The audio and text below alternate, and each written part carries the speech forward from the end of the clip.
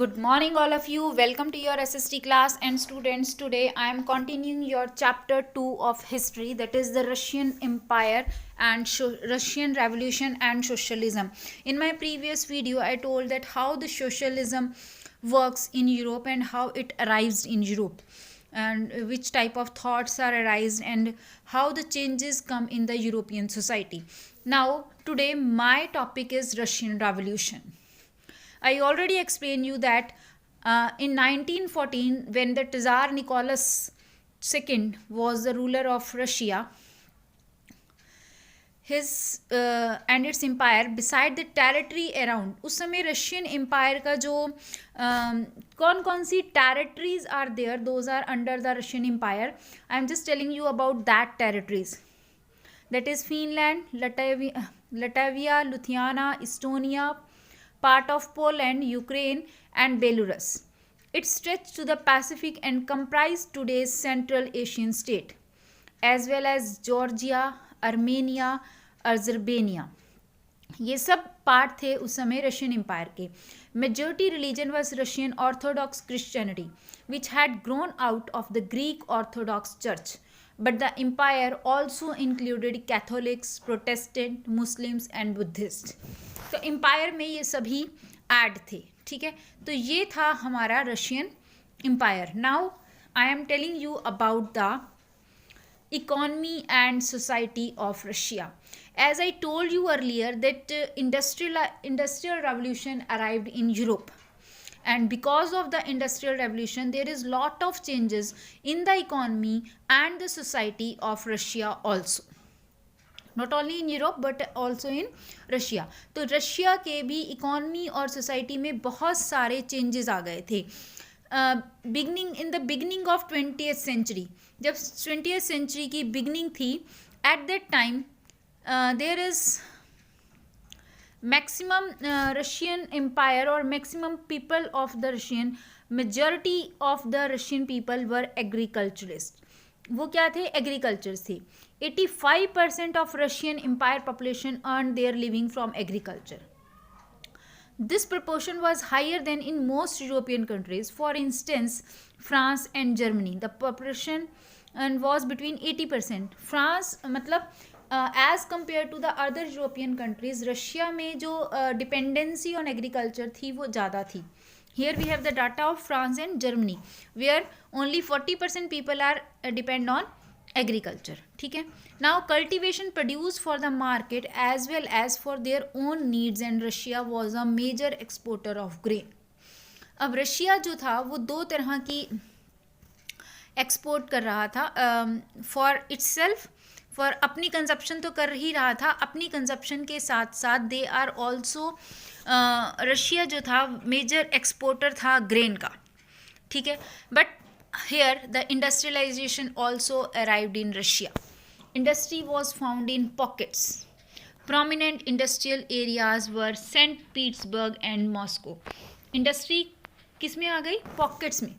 Pockets का मतलब समझते हो कि पैचेस में, कुछ इंडस्ट्रीज एक एरिया में, कुछ दूसरे एरिया में, कुछ इस तरह से पॉकेट्स में इंडस्ट्री अराइव्ड हो गई.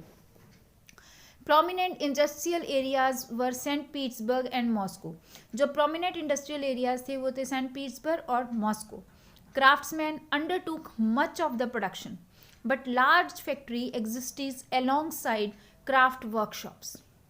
क्राफ्टमैन्स undertook much of the production, craftman बहुत ज़्यादा प्रोडक्शन ले रहे थे, बट जो लार्ज फैक्ट्रीज थी वो अलोंगसाइड क्राफ्ट वर्कशॉप के साथ चल रही थी. Many factories were set up in 1890s. बहुत सारी फैक्ट्रीज जो थी 1890 में सेटअप की गई.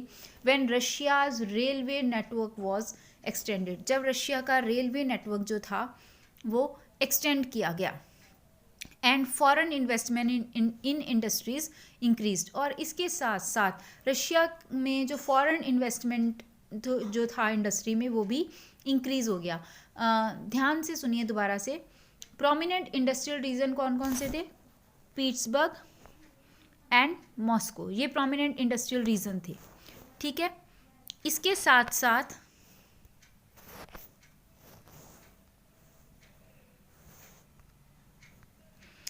Craftsman undertook much of the production, craftman बहुत ज़्यादा प्रोडक्शन कर रहे थे, but large factories existed along side craft workshop, जो लार्ज फैक्ट्रीज थी वो वर्कशॉप्स के आसपास थी, जहाँ पर रेलवे नेटवर्क एक्सटेंड किया गया, फॉरेन इन्वेस्टमेंट इंडस्ट्रीज में इंक्रीज हो गई, coal production doubled and iron steel output क्वाड्रपल्ड।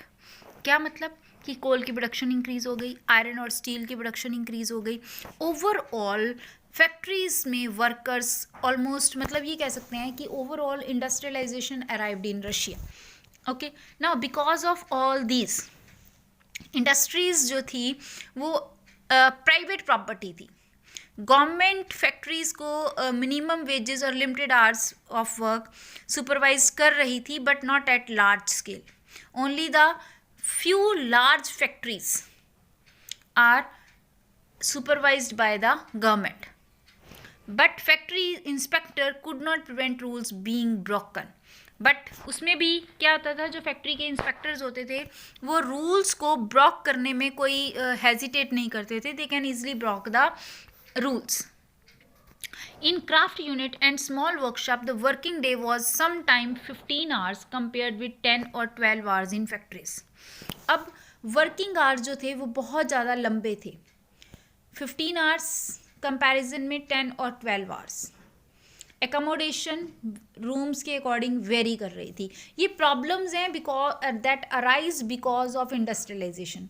Long working hours, ठीक है, government industries are in the hand of private sector, ठीक है, workers are divided into social groups, ठीक है, वर्कर्स सोशल ग्रुप्स में डिवाइड हो गए थे सिटीज़ में, ठीक है. Metal work of Saint Petersburg recalled metal workers considered themselves aristocrats. और वर्कर्स को किन सोशल ग्रुप्स में डिवाइड किया गया था वो देखना है ध्यान से.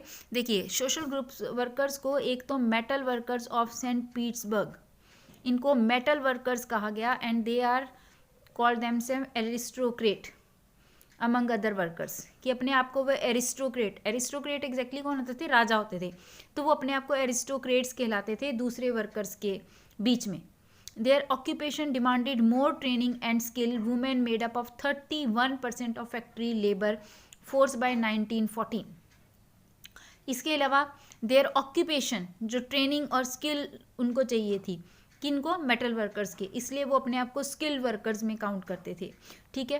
कुछ ऐसे भी थे जिनको स्किल की ज़रूरत नहीं पड़ती थी.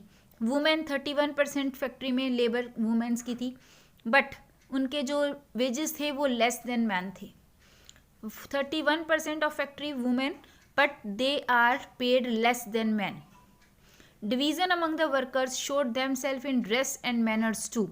ये तो डिवीज़न का था काम के आधार पर. ये डिवीज़न वर्कर्स का किसके आधार पर हो गया, on the basis of gender, okay. और तीसरा डिवीज़न किस बेसिस पर था, on the basis of dress and manner. देखिए, division of workers on the basis of skill. First है division on the basis of skill. Second division है on the basis of gender के base पर, ठीक है. And third division क्या है, third division is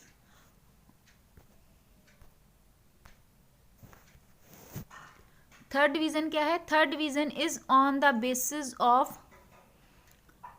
basis of dress and manner. Third division किस base पे था, on the basis of dress and manner, इसके बेसिस पर थर्ड डिवीज़न था.